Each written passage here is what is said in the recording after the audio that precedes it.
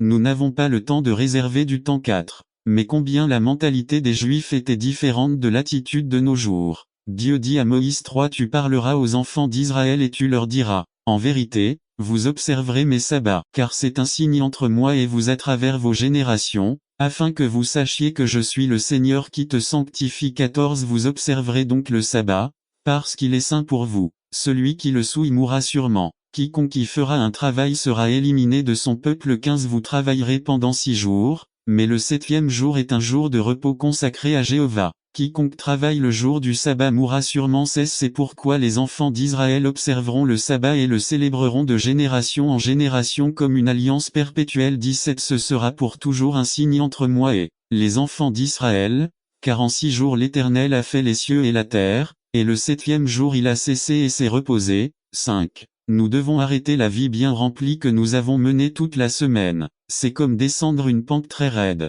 Nous devons avoir un contrôle très ferme, sinon nous courons le risque sérieux d'aller de plus en plus vite jusqu'à ne plus pouvoir nous arrêter. Si Dieu a créé le monde en 6 jours et s'est reposé le 7e, il est évident que l'enseignement est qu'en 6 jours nous devons remplir toutes nos responsabilités. Si nous ne le faisons pas, nous nous dirigeons vers une descente, à notre propre détriment physique et spirituel. C'est nuisible et le pire c'est un péché. C'est pour le sanctifier. Sanctifier, c'est séparer une chose pour un usage spécial différent des autres. Cela équivaut à consacrer. C'est mettre de côté. On ne nous dit pas que nous allons adorer ce jour, mais plutôt de ne pas le considérer comme un simple jour de la semaine. C'est comme si Dieu disait, ma journée est un jour spécial, ce n'est pas un jour ordinaire. Je veux que ce soit spécial pour toi comme ça l'est pour moi. Le Seigneur a établi et béni le jour du sabbat afin qu'il soit réservé à des fins spéciales. Il l'a béni. Il y a une bénédiction pour ceux qui observent correctement le jour du Seigneur, tout comme il y a une bénédiction pour ceux qui prêchent l'évangile ou accomplissent tout autre commandement de la parole de Dieu. Ne pas observer le jour du sabbat signifie perdre la bénédiction du Seigneur. 3. Dieu a sanctifié ce jour. Il n'est pas dit qu'il l'ait fait avec quelqu'un d'autre. Alors si Dieu fait une différence, pourquoi ne pas le considérer comme un jour très spécial, un jour différent? N'attendez pas qu'il soit trop tard. Devenez membre de la chaîne Today et bénéficiez de réconfort et de soutien dans les moments difficiles. Cliquez sur le lien dans la description de la vidéo. Mardi 9 avril 2024 page 3-2. Le jour du Seigneur n'est pas pour faire rien. Est un 58.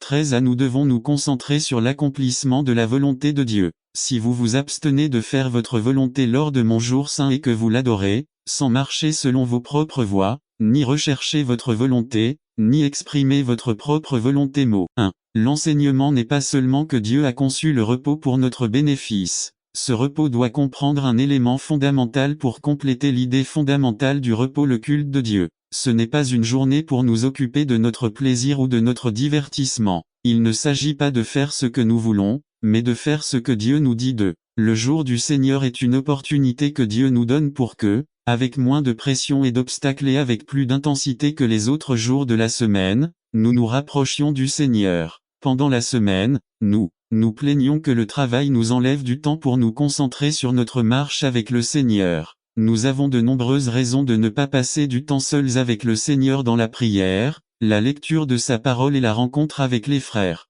Eh bien, le jour du Seigneur est une excellente occasion de rechercher d'abord le royaume de Dieu et sa justice. C'est une énorme opportunité d'oublier nos autres devoirs et de nous consacrer à notre devoir maximum, qui est de glorifier le Seigneur et d'aimer notre prochain. 3. Souvenez-vous du jour du Seigneur. Bloquez-le d'autres activités, engagements, divertissement, et que rien ne vous empêche de le réserver pour le Seigneur. Cela signifie non seulement que nous devons nous abstenir de choses à faire comme faire les courses, la lessive, finir les devoirs, payer l'électricité, l'eau, etc., mais aussi de penser au travail, à la nourriture, aux examens, au paiement du loyer. 4. Je ne veux pas donner une liste et tomber dans l'erreur du peuple religieux d'Israël qui a écrit 1521 choses qui ne devraient pas être faites le jour du sabbat, mais je vous donne quelques idées. Essayez de prendre le petit déjeuner avec toute votre famille et commentez qu'il s'agit du premier jour de la semaine et que vous demandez à Dieu d'une manière particulière de vous aider à lui plaire dans vos conversations et vos actions. Lisez et étudiez votre Bible. Priez plus que vous ne le faites habituellement pendant la semaine. Passer un moment de culte en famille. Le témoignage de la ville de Kidderminster, en Angleterre, d'après le ministère de Richard, cette personne en sait beaucoup. On y découvre avec étonnement de simples paysans dans les ranchs du Michoacán, ou de Zacatecas, ou de Baja California, sans aucune scolarité, mais d'une profonde sagesse. Ils maintiennent des paroles qu'ils ont mises en pratique et qui font honte à tout docteur en philosophie D'un autre côté, nous voyons des individus titulaires de diplômes universitaires élevés, mais qui ne savent pas comment mettre en pratique même les choses les plus élémentaires pour élever leurs enfants. Je regarde autour de moi et découvre beaucoup d'entre vous qui n'ont pas beaucoup étudié, mais quand je vois vos enfants, quand nous parlons, quand nous assistons à des réunions, je vois un haut niveau de sagesse. 3. Pourquoi ? Parce que la vraie sagesse vient de Dieu. Cela vient du résultat de notre connexion avec Dieu. À mesure que ce lien diminue, et il est très visible dans une famille ecclésiale comme la nôtre, les résultats deviennent également visibles. B pour Jacques, comme pour les anciens Hébreux, la sagesse n'était pas quelque chose de spéculatif, quelque chose qui devait être débattu ou discuté. La sagesse consistait à